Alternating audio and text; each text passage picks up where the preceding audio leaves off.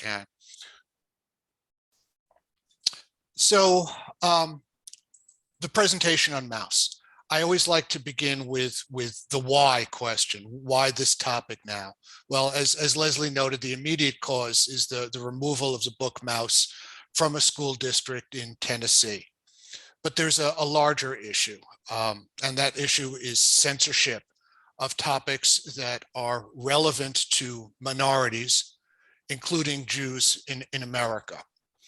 And I'm going to tell you, and I hope you'll gather from my presentation, that American history is being rewritten, and we are not a part of it.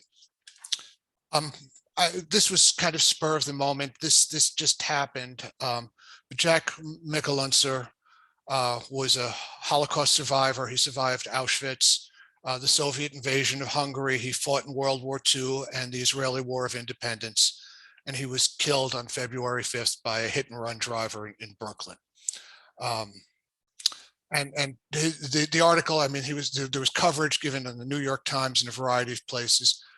The reason that I bring this up is his death is tragic in and of itself, and may his name be a blessing. But more to the point, the generation of Holocaust survivors is dying.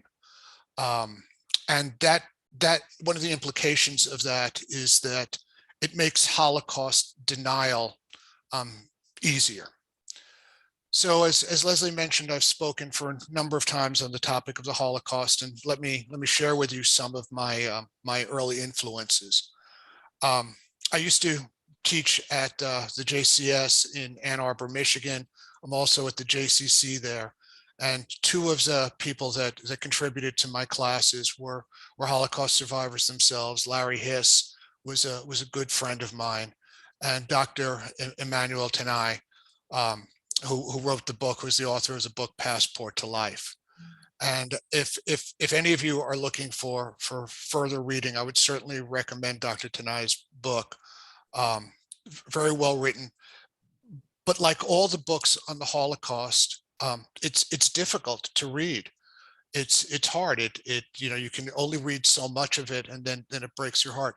Both Larry and Emmanuel were sent to concentration camps when they were only teenagers, and their experience was really difficult. They used to come and speak to my B'nai Mitzvah classes, and it was interesting to see that they were talking to 13-year-olds, in some cases 14-year-olds, and when they were that age, they were in Auschwitz.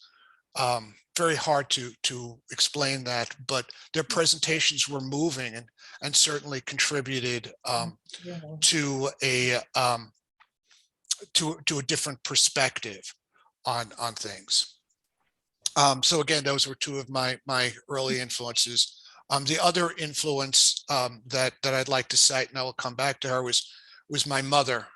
My mother, when I was a kid growing up in the Bronx, used to take me on Saturdays. We would go to see a movie. If anyone's from the Bronx, we would go from 167th Street up to Fordham Road to go see a movie at the Paradise, and afterwards we stopped off at a bookstore, and she would allow me to buy one book if it was 50 cents or less. If it was more than that, I sometimes had to save up for a couple of weeks. Two of the books that I purchased there and that changed my perception of what it is to be a Jew was Simon Wiesenthal's The Murderers Among Us and the book Treblinka. So moving on to MAUS. What is MAUS? It's a graphic novel. Tells the story of the relationship between Art Spiegelman, the author, and his father, Vladek, a Holocaust survivor. Art is on a mission to preserve Vladek's memories and his experience. The first chapters of MAUS began in a serial form in magazine Raw in 1980 to rave reviews. The reason that Art Spiegelman was able to get it into the magazine Raw was because he was married to the editor. In 1986, Pantheon Books published the first 6 chapters as MAUS, A Survivor's Tale, which has the subtitle, My Father Bleeds History. In 1991, Pantheon Books published the last 5 chapters as And Here My Troubles Begin, and the 2 volumes together comprise the complete book, MAUS. So as we go through this presentation, it's important to bear in mind that the reason that we teach the Holocaust is to prevent the Holocaust from reoccurring. And I'm going to reference that a number of times. So that's the history of MAUS from the time it was initially published. It took 11 years before the complete version was out. And that version has been out since 1991. It's not as though MAUS was a new book.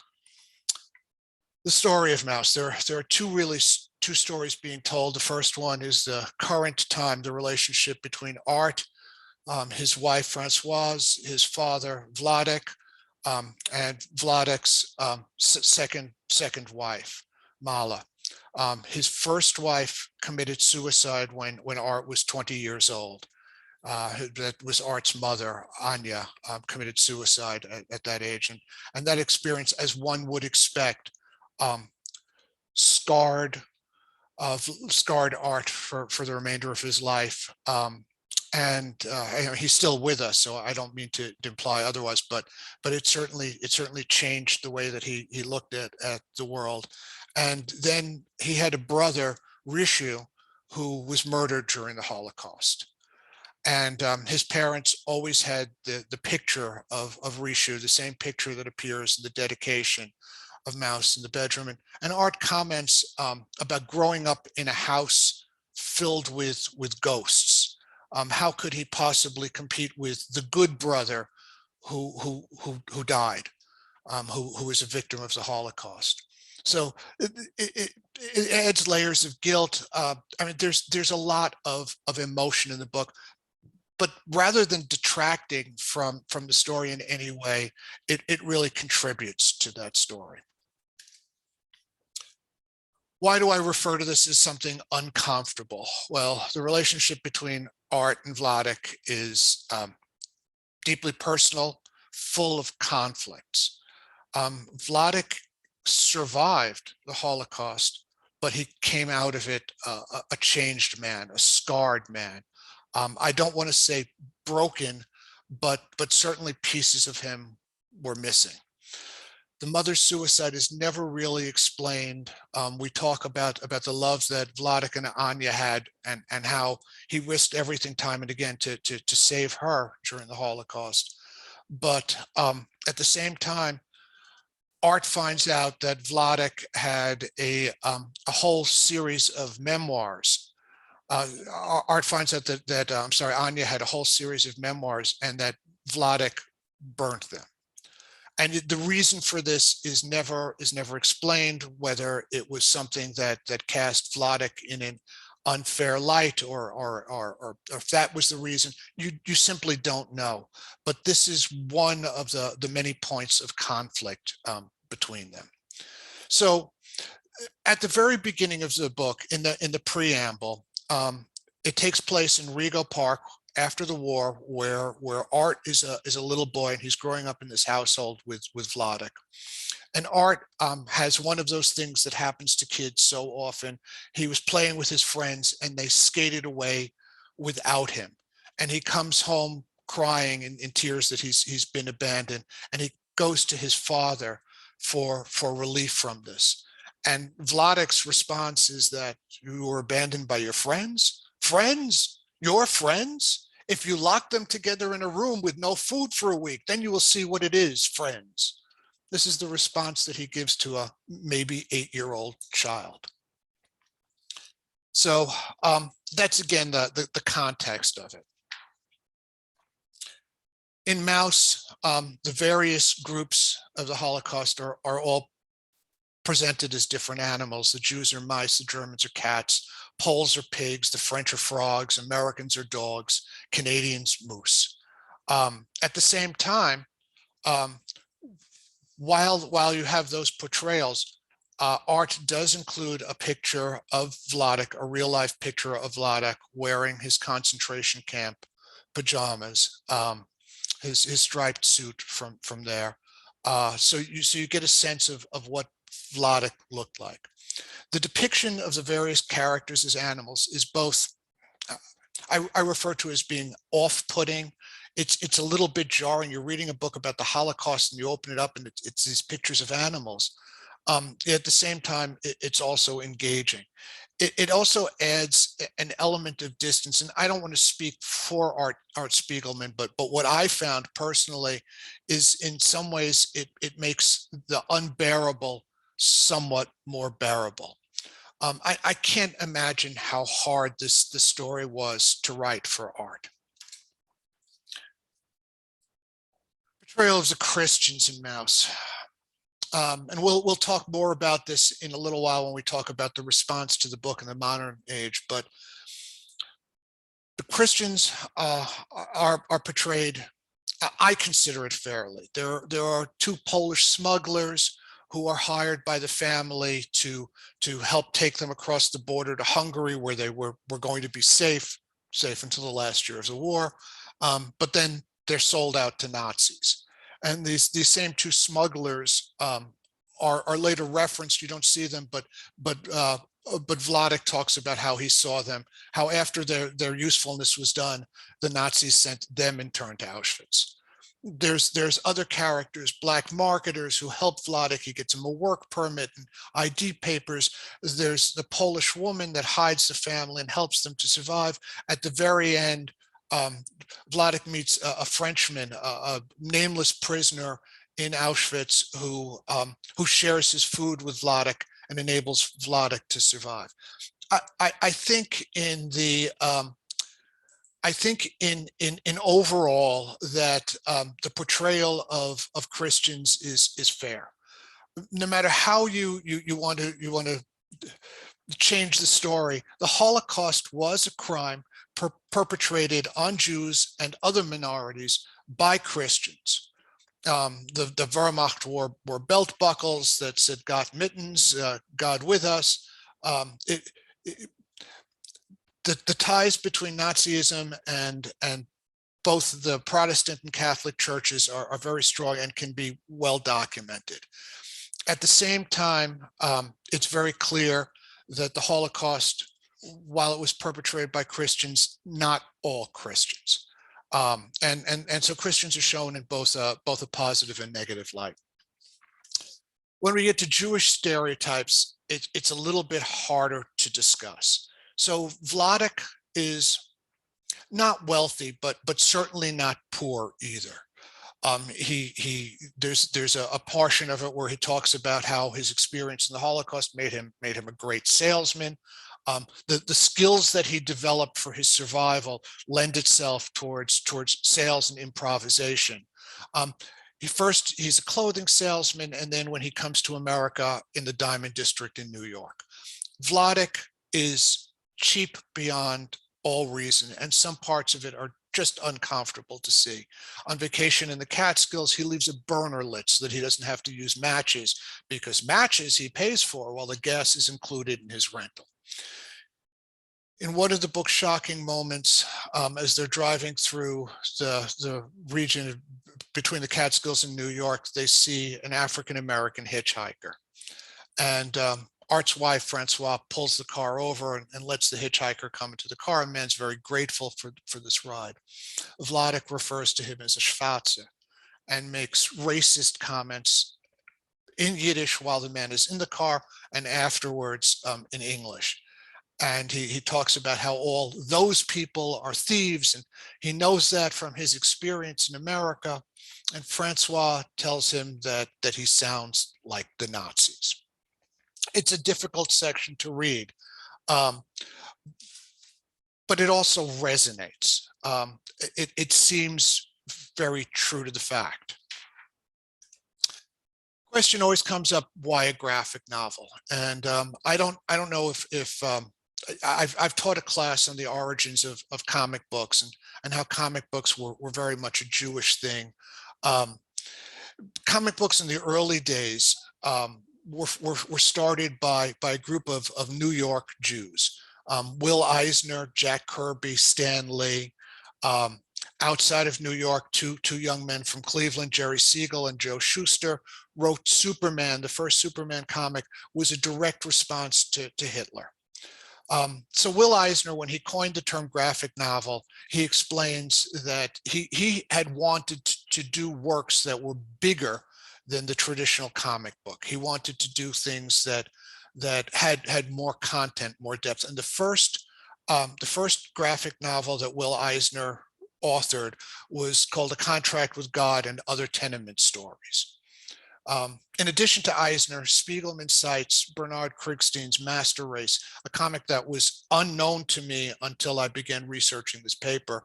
It's considered the first comic to explore the Holocaust, and of course it was influential in Spiegelman's choice of this medium.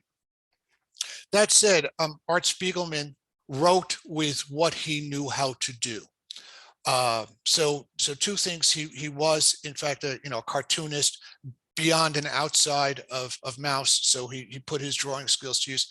But I will also say that this tale, especially from his point of view, is so personal. I'm just not sure that he would have been able to do it in any different medium. There's a scene in MAUS where it's somewhat autobiographical. Art as a mouse is talking to Francois, and he says he feels so inadequate trying to reconstruct this and to try to do it as a comic strip. Maybe it was a bad idea. Maybe he should forget the whole thing. And his wife replies to him, "Just keep it honest, honey." I think in rereading MAUS for, I guess, the third or fourth time, that his decision to do it as a graphic novel and to show the characters as in animal form rather than human form really makes sense, and it makes the book resonate, especially with a younger audience. So the question of why a mouse, and this is at the very beginning of the book. That quote attributed to a newspaper article from Pomerania in Germany about Mickey Mouse. It really sets the stage of why he chose the mouse as a character. But beyond that, and this is also in the book, Spiegelman quotes a statement from Hitler: the Jews are undoubtedly a race, but they are not human. So it's very clearly explained at the very beginning of the book. It's a response. The choices were a response to those who tried to exterminate us using a gas that was originally developed to kill vermin. And yet we survived against all odds. 1992, MAUS is awarded a special award in letters from the Pulitzer Committee. MAUS is consistently listed as one of the 100 greatest comics, often in the top 10. The Museum of Modern Art had an exhibition on the making of MAUS. In addition to being used to teach about the Holocaust, MAUS has been used in classes in psychology and grief counseling.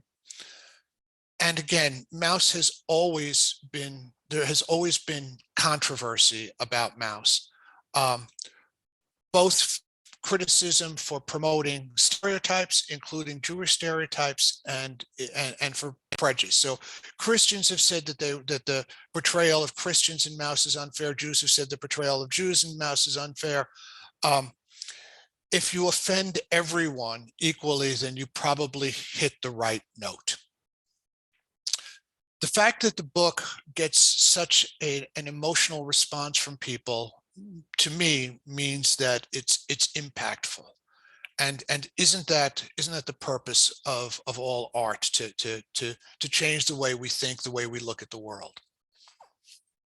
So the contemporary controversy, and I think everyone knows about this. The Board of Trustees of McMinn County in Tennessee removed MAUS from a school curriculum. I have gone back to the school board's direct statements, and so I've pulled this. I've pulled the reasons behind it from their statement. It contains rough language, 8 words, including the word "damn," and it has a small drawing of a nude cat that represents a woman, and it mentions murder, violence, and suicide. Also mentioned was that Art Spiegelman had drawn cartoons for Playboy, as though that should disqualify him. So I need to ask you in the audience, does anyone seriously believe, MAUS was taught to 8th graders. Does anyone seriously believe that 8th graders growing up in America in the year 2022 have not heard the word damn before?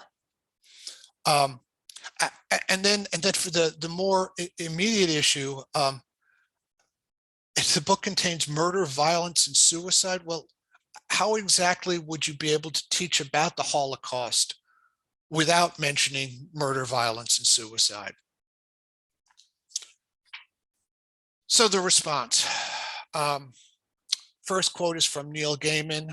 There's only one kind of people who would vote to ban MAUS, whatever they are calling themselves these days. And then we get into, as other people have commented, we get into the wider area of censorship. When we start banning books, we get into the really dangerous area where we're stunting our children, not allowing them to have exposure to important ideas.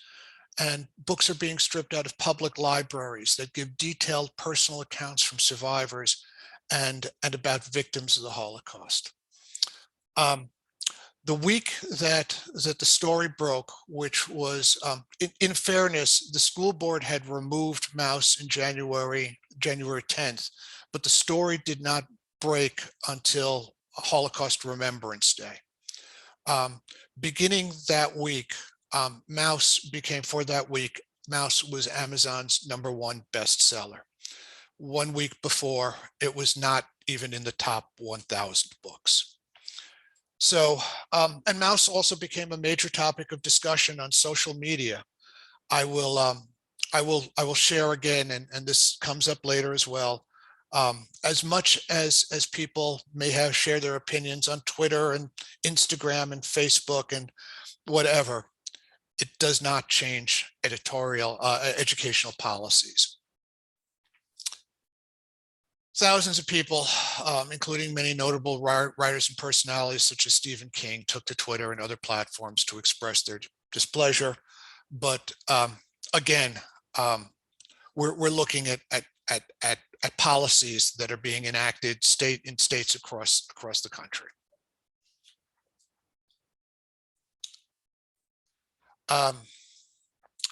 So then we come to Art Spiegelman's own statement on it. And again, he did not talk simply about his book, but he talked about the banning of books throughout all of America's libraries, or at least significant number of Americans' libraries. Spiegelman is 100% right. It is part of a wave of anti-education, anti-learning politics that is sweeping America. And this is not a new thing.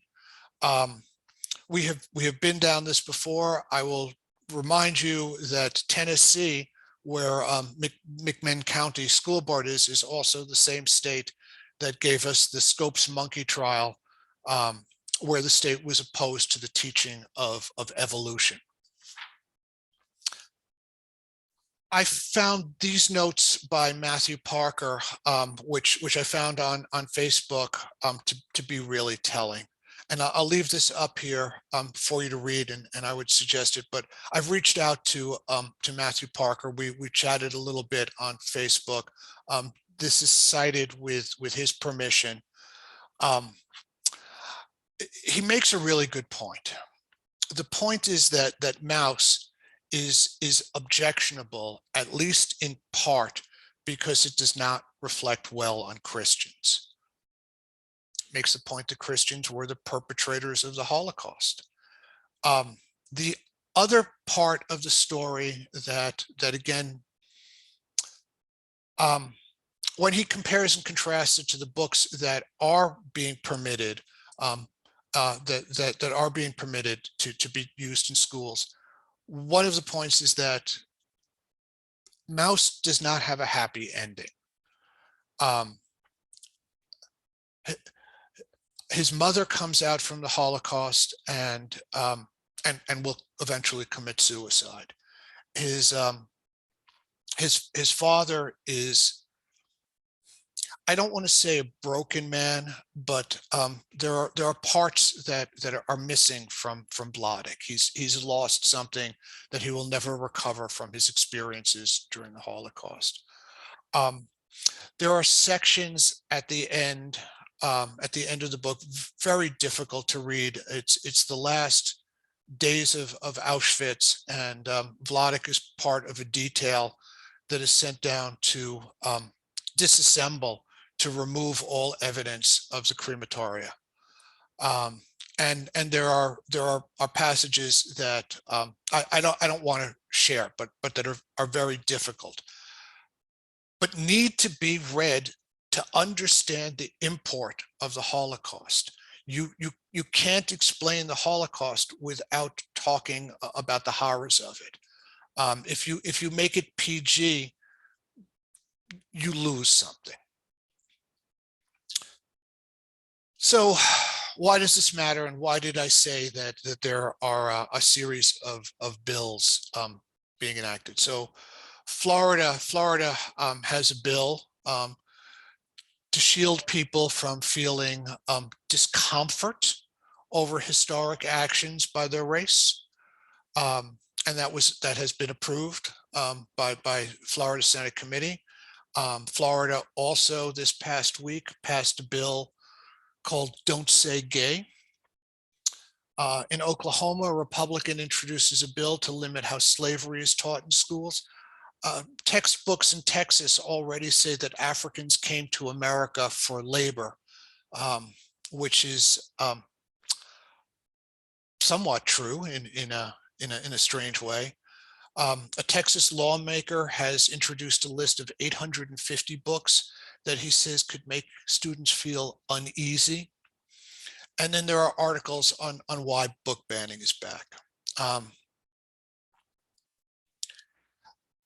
The importance of this is that if we can all agree that the reason that we teach about the Holocaust, the reason we need to teach about the Holocaust is to prevent the next one, then doesn't not teaching about the Holocaust, about the horrors of the Holocaust, make it more likely that we will see a reoccurrence?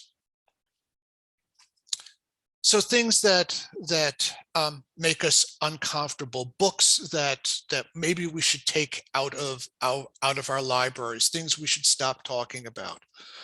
August 17th, 1915, crowd in Marietta, Georgia, lynches Leo Frank. He had been accused of, he was a factory owner and a member of B'nai B'rith. He was accused of raping and murdering a girl. He was initially convicted. Upon a retrial, his conviction was overturned. It was found to have been improperly handled. He is still in jail when the crowd comes and takes him out and lynches him. The American eugenics movement of the 1920s, 1930s was in fact Hitler's inspiration. War Against the Weak is a phenomenal book by Edwin Black. It contains sections that after it was discovered that Hitler was euthanizing people that he considered useless mouths, a government official in the state of Virginia complained that the Germans were beating us at our own game. More than 6,000 people in America who were never convicted of any crime were forcibly sterilized during that period.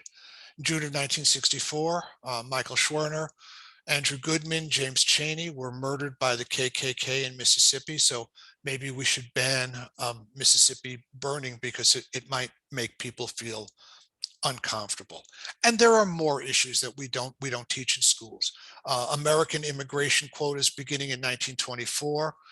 Which helped lead to the Holocaust. It prevented Jews from escaping to America. The destruction of Black Wall Street in Tulsa. Many people in America first learned of that event through the sci-fi series on HBO, The Watchmen. The treatment of indigenous peoples in the 20th century, including the schools that are found to be on top of mass graves. The real issue is educational censorship, and MAUS is a single book, but the same people that are removing those books, removing MAUS from schools, are casting a much wider net. Critical race theory is something that has been raised by Fox News. Over 1,300 references in a 4-month span. School boards and state legislatures from Tennessee to Ohio have banned teaching it in classrooms where it was never taught in the first place. Critical race theory simply states that U.S. institutions, criminal justice system, educational system, housing, finance, etc., use race as a determining factor leading to different outcomes. So saying something as clearly evident as minor possession, minor crimes such as possession of marijuana throughout the 1960s, 70s, and 80s had very different outcomes for white and black people. The same person that would be caught with a joint in their pocket would be treated differently. That is something that is measurable and can easily be determined. No one is questioning the facts behind it. What they are challenging is whether we should teach it because it might make someone feel bad about themselves.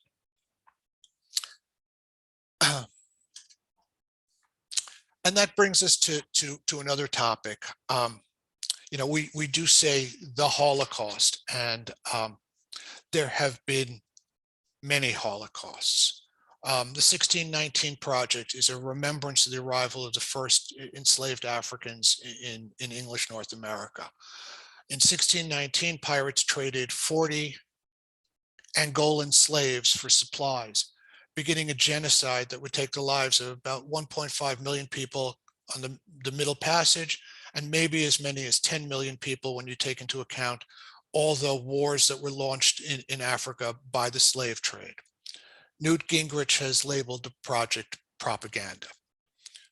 The Armenian Genocide. It's often called the first genocide of the 20th century. Maybe as many as 1 million people died. Since 2015, the government of Erdogan, the Turkish government of Erdogan, has spent millions of dollars to suppress its discussion. American Indian Genocide Museum is located in Houston, Texas. And in an explanation, one of the founders said Texas was chosen because that state had gone further than any other state in eliminating its Native American population, running out a few tribes, running out all but a few tribes, but otherwise eliminating them. There were over 10 million indigenous people in America when the Europeans arrived, and by the end of the Indian Wars, there were fewer than 250,000. And again, things that you know from the news, the Uyghurs are a Muslim minority in China. The Chinese government denies the reports, well documented, of forced deportations, forced labor, rape, and other abuses. And while the Trump and Biden administrations have issued condemnations and mild sanctions against China for that, we still continue to do business and to participate in the Olympics. And again, I couldn't help but note the United States was also a part of the 1936 Olympics in Berlin. I'm not saying that we shouldn't have participated in either of those Olympics or the current Olympics. I'm just pointing out that we know a genocide is taking place, and we're still conducting business as usual. Myanmar, you can list all the genocides. That would be a topic for a different evening. The point is that these are things that we should be teaching in our schools. If we're looking to prevent it from happening again, then people need to understand the history and the consequences of how it has happened in the past. So on a somewhat personal note, the day after Holocaust Remembrance Day, I read a post from a woman on Twitter. Her grandmother was the only survivor of 9 children. The other 8 were murdered by the Germans during World War II. 11 million people died in the concentration camps. 6 million were Jews. The Romani have their name for it, the Porajmos, sorry, which means the devouring is their name for the Holocaust. Between a 250,000 and 500,000 Romani were murdered by the Nazis. Himmler ordered that they be put in the same level as Jews and placed in concentration camps. The Einsatzgruppen, the mobile killing squads, killed many where they lived. So we don't even know the numbers. Maybe half the Romani population in Europe were killed. Others were taken to Auschwitz, Birkenau, where they were placed in a special compound. Netflix has a television show on now, His Dark Materials from the book, and the Romani are depicted in an unfair light, in a manner that would not be acceptable if Jews were portrayed in the same way. Comedian Jimmy Carr thought it was really funny to make a joke about this, that the murder of the Romani was the only positive outcome from the Holocaust. And Henderson's own undisputed heavyweight boxing champion, Tyson Fury, has suggested that he would like to introduce Mr. Carr's chin to Mr. Fury's fist. We also don't talk very much about what happened to members of the LGBTQ community. Again, it was not very difficult for me to find these quotations. Pierre Seal wrote the story. He'd been arrested for the crime of homosexuality. He was taken to a concentration camp, beaten there.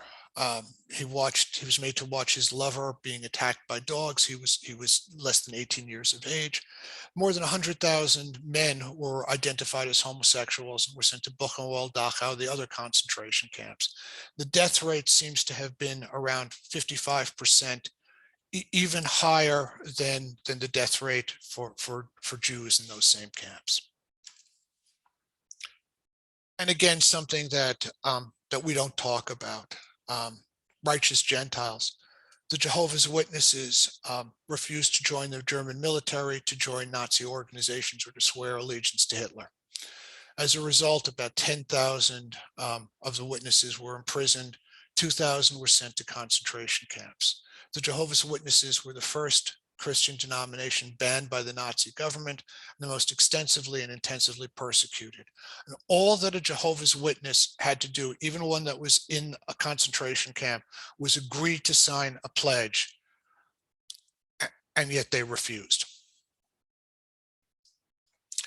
I just can't imagine any people more willing to sacrifice for their beliefs and their identity. So then the question comes up, are these things being really forgotten? And Marjorie Taylor Greene referred to Hitler's police as the Gestapo police. Of course, she meant the Gestapo. And while that may have been a simple slip of the tongue, and we all make those, this is from the same person that offered the hypothesis that Jewish space lasers were responsible for the 2018 fires in California, blaming it on an international conspiracy of the Rothschilds. These myths, these stories that she is a perpetrator of, a promoter of, are the old anti-Semitic myths. These are the stories of the protocols of the elders of Zion. And we know that these tales, while they're obviously untrue, are often, the roots are often what leads to the pogroms in Russia, to the persecutions in Germany and in other places. I mentioned that my mother was a huge influence on my life, and in particular on this topic. Not only did she buy me my first books about the Holocaust.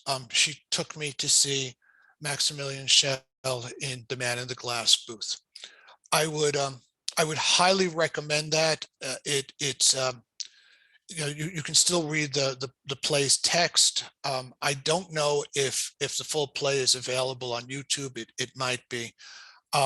It poses some really serious questions about morality, and in particular, in a very Jewish way, it poses the question: are Jews better than this?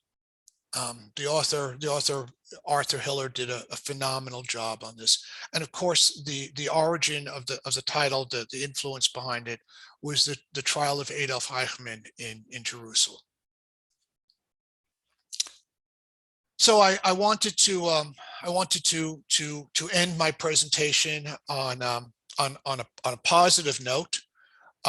There are still good things happening. Mentioned the work for Beyond Barriers USA, where I'm a volunteer.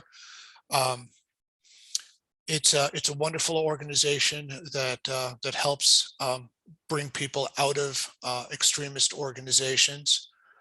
It was founded by and is run by a member of the, he was formerly an officer of the National Socialist Movement, the largest neo-Nazi organization in America.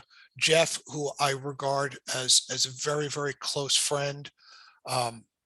Jeff was just in, I want to say, Chicago, doing a presentation sponsored by the Simon Wiesenthal Institute. He's also done work for the ADL and for other organizations. Many of the people that come out from extremist groups really work very hard now to, I don't necessarily want to use the term atonement, but to try as best they can to set things right. I don't know T.M. Garrett. We've been on some calls together, but he recently had a one-on-one with Tibor Spitz, with a Holocaust survivor. And this presentation, as everything that I do, will be available for download and any non-commercial use if you want to use any parts of it. I now include the presentation with my comments. I will actually have to upload a new version, so don't all run to it tonight. Of course, as I do the presentation, I found the inevitable spelling errors in my own work. But thank you very much for participating, and I now want to open the floor up to questions and comments. Well, thank you very, very much, Larry. That was really fascinating to listen to. I think your presentation was very professional. I loved looking at the pictures. Right now, I have everyone on mute, but I think you can either unmute yourself or do that little hand wave, and I can direct Larry to you if you have any questions. So I'm trying to scan through all our participants now. Did anyone want to ask Larry a question while we're on? And I'll take comments as well, please. If you have anything to say, even sharing personal experiences, whatever you would like, this is for you. I don't see any little hand waves yet. Did anyone want to just chime in and unmute themselves? And we've gotten a couple of chats. I'm thanking you for your presentation, Larry. Oh, you're welcome. Yes, there's a young lady down there waving her hand. Yes. I think we can hear you. Yeah, you know, I must admit, I had not heard of this book. So I guess I was just busy with little babies when this book came out, and I wasn't paying attention, but I just got it today, actually. And so I was very, very anxious to come to your class tonight. And I was also shocked to hear about Tennessee banning it, which made me want to get the book even more. And I'm hoping that more and more people across the United States that aren't Jewish do the same thing. I hope so too. And, you know, we didn't touch on that, but that is a great point about why this needs to be taught in school. Yes, everyone can go out and buy it ourselves, and we can follow Stephen King's advice. And if somebody bans something, go to a bookstore and buy it. but it needs to be taught in the class, because one of the reasons that I try to do the kinds of outreach that I do is, if we only talk to ourselves, Right. who are we going to convince? What change are we going to make? Right. You have a couple of people waving. Jessica, I believe, is next. Jessica, did you want to ask your question or make a comment? I just make a comment, actually. I was just gonna say what Larry was just saying. We gotta get involved. You've gotta, I mean, I'm in New Mexico now, and this stuff really isn't happening here. But show up at school board meetings, get involved, run for a school board. There's all kinds of Facebook groups. There's a website now called bookbanbusters.com where you can report book bans, you can look up book bans, you can donate money to fight book bans or buy banned books to give out to kids. So there's just all kinds of ways to get involved, and we just have to do it. On a personal note, Jessica, I miss you. I miss you too. Miss you, Jessica.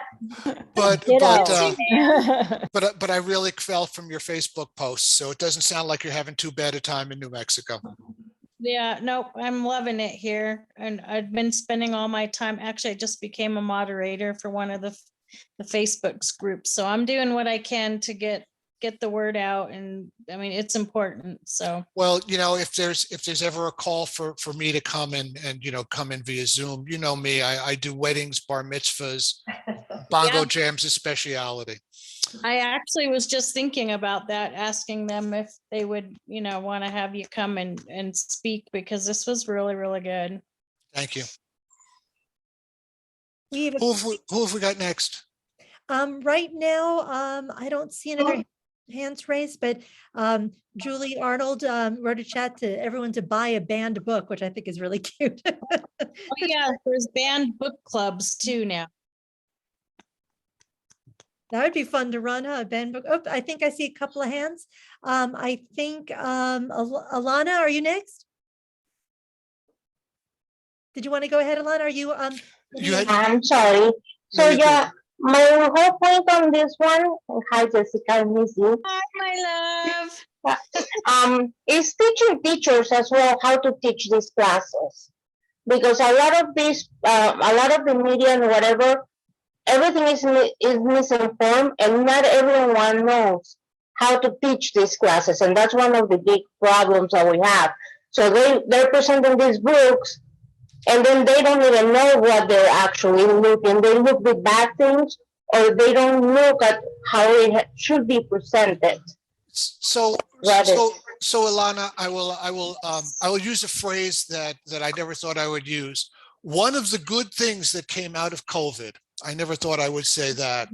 One of the good things is that we've all become more comfortable with Zoom, with Teams, with Google Meets. We can now, where people don't know, you can find resources.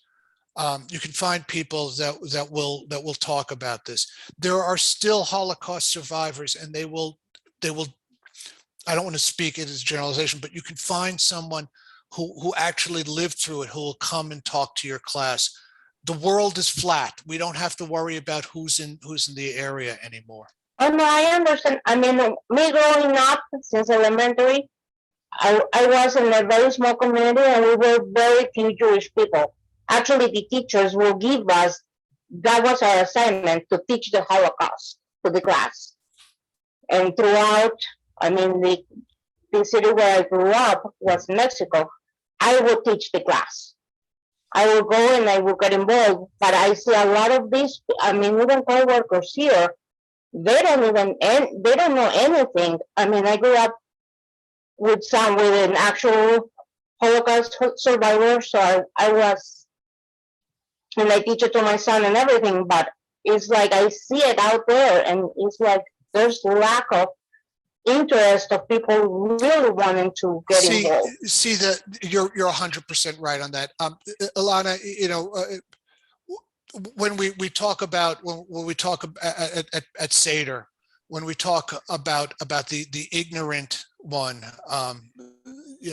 that we have to explain for them. We have to go out and seek people out. They don't know to ask. They don't know to ask the question. Mhm. So, but again, that's more easily solvable today than it used to be.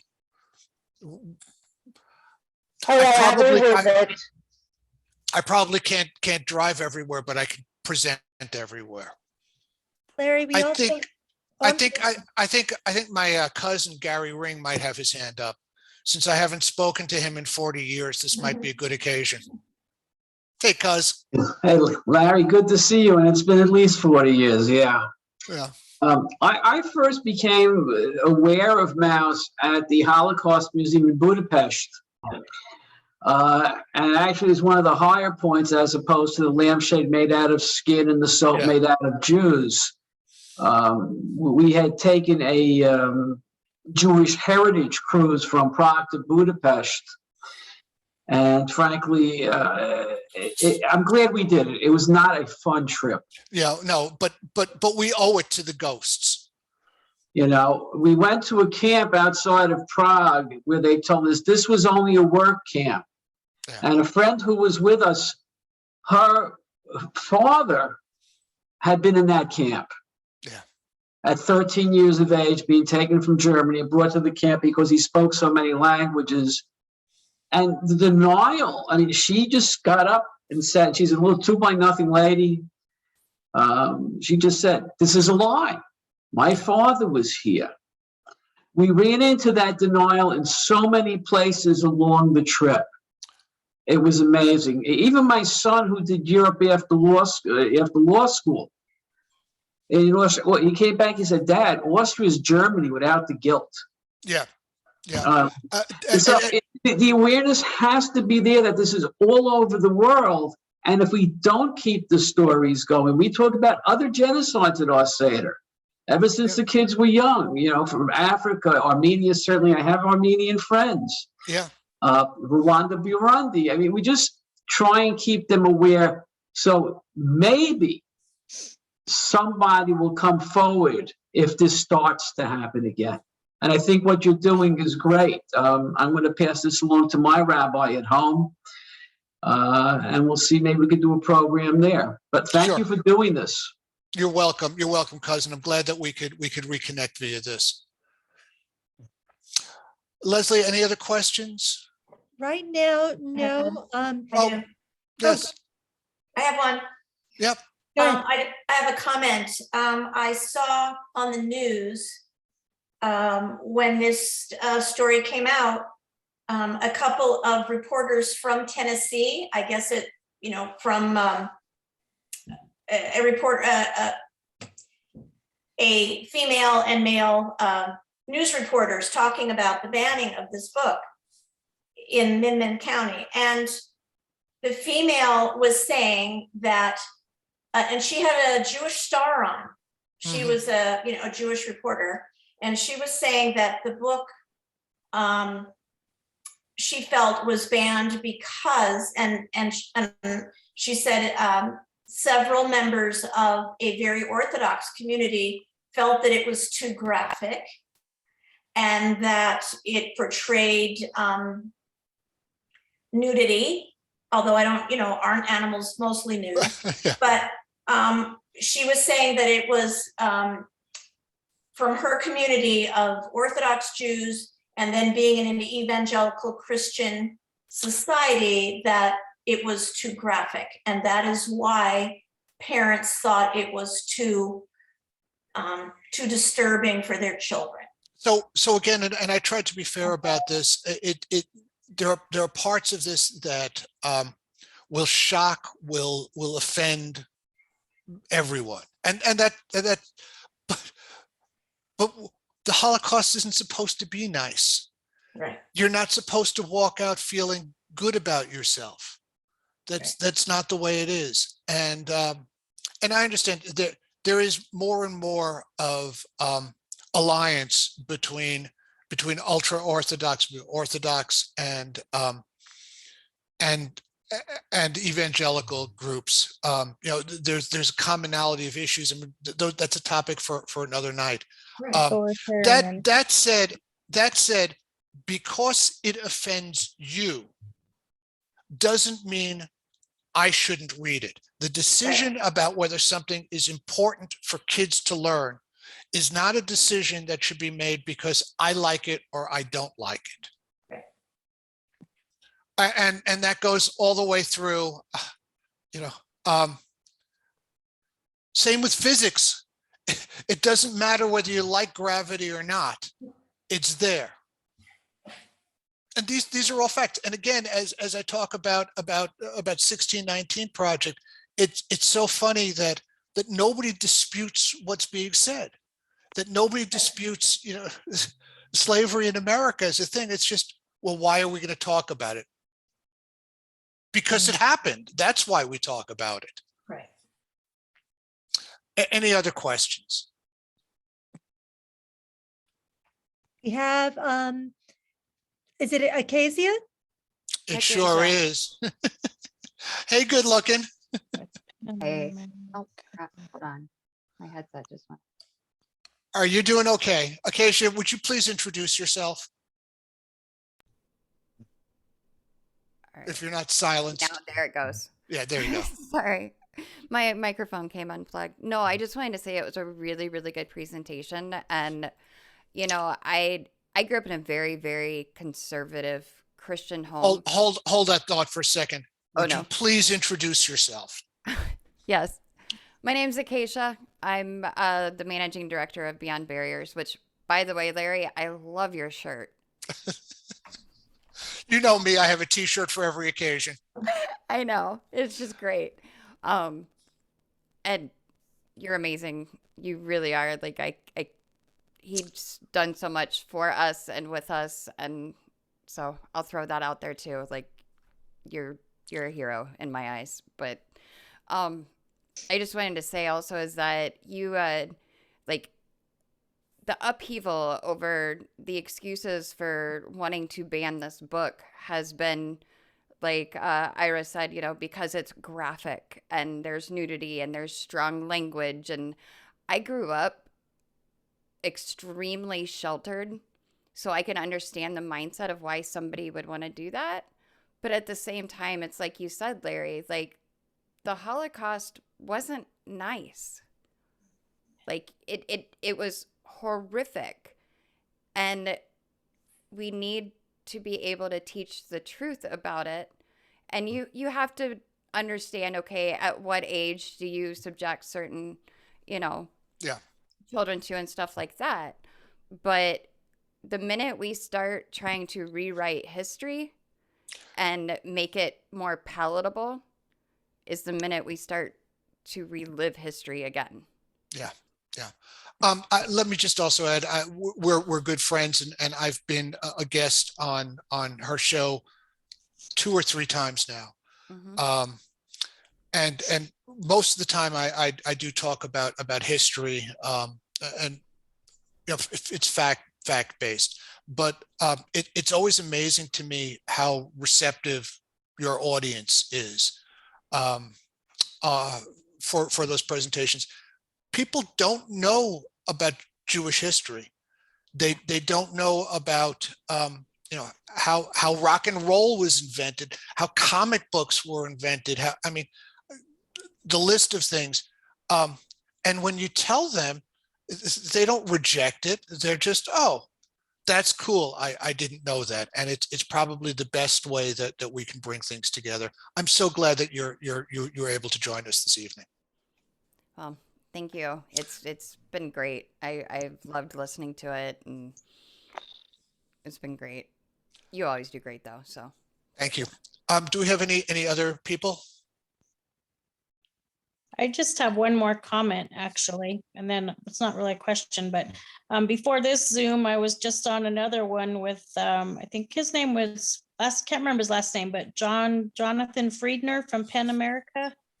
And he just did a whole presentation to us on book bans and why they're happening and how they're happening and the rules for school boards and all that stuff. But he said that the lawsuits are starting to come, that ACLU just picked up one.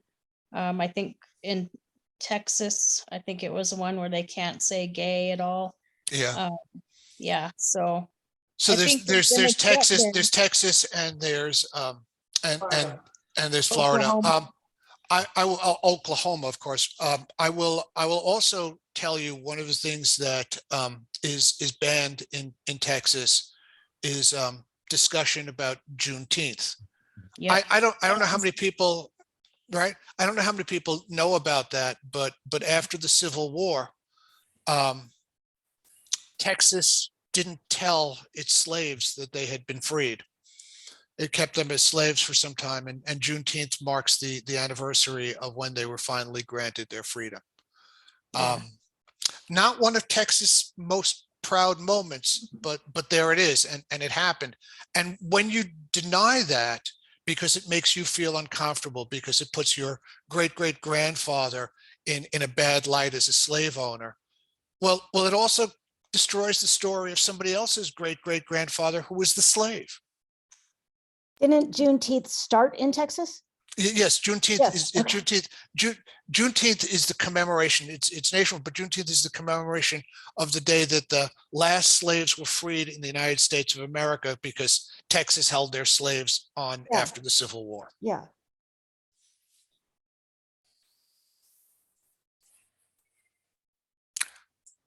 Anyone else? If you guys are done with me, believe it or not, I'm going to take a period of time and not talk for a while. So again, thank you very much for coming. Please, consider supporting both Congregation Ner Tamid and Beyond Barriers. Both do good work in their ways. So thank you all very much. Thank you, Larry. Thank you, Larry. Let's give Larry a virtual, or I guess we can hear it, so not so virtual, round of applause. Larry, thank you so much. Congregation Ner Tamid definitely values your participation, and so does Rabbi Axelrod. He wanted me to definitely thank you again. And I believe everyone thought this was a great presentation. So thank you. And please don't, please think of another one and come back. We'll have you again. Yes, ma'am. Thank you. Bye-bye. Good night, everybody. Thanks, Larry. It was Thank you great. for joining us.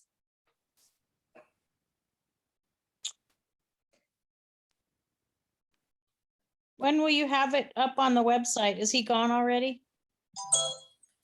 I believe he may be. I did record this, and we haven't really put any of these recordings up, but I have emailed them before. If you're interested in getting it, I'll be more than happy to send you the link He so you said can he see it was again. gonna put his presentation up on his website, but it was Oh, gonna take when a while. he's going to. I'm sorry. I thought you meant this recording. I could double check and find out. Okay, all right, I can message him too on Facebook. Thank you, appreciate it. Thank you, everybody. Thanks for so many of you coming out tonight. I appreciate it. All Thank you, right, bye. Leslie. Stay tuned for our next one coming soon. I was kissing Alana. Okay, bye. Ma'am, call me. Okay, I will. Okay, Bye. bye.